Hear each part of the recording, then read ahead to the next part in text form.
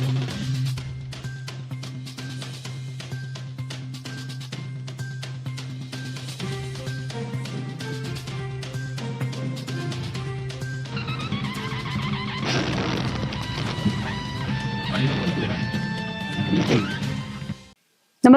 आपण पाहता Hirkani news.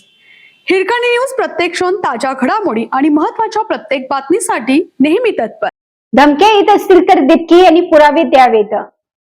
Cockroach पार्टीचे नेते अभिजित दिपके यांना धमक्या येत असतील तर त्यांनी पोलीस ठाण्यात रीतसर तक्रार करून पोलिसांना पुरावे द्यावेत, असं आवाहन पालकमंत्री चंद्रकांत पाटील यांनी केलं आहे.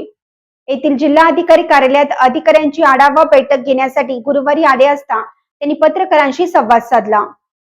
येथील जिल्हा अधिकारी कार्यालयात अधिकाऱ्यांची आढावा बैठक घेण्यासाठी गुरुवारी आले असता त्यांनी पत्रकारांशी संवाद साधला. दिल्लीतील आंदोलन प्रकरणी पोलिसांनी दिलेला विशेष अहवाल चक्रावणारा आहे. तो पाहिला तर चक्कर येईल. पोलिसांनी पकडलेले सर्वजण कोणत्या ना कोणत्या गुन्ह्यात होते याची माहिती अहवालात आहे.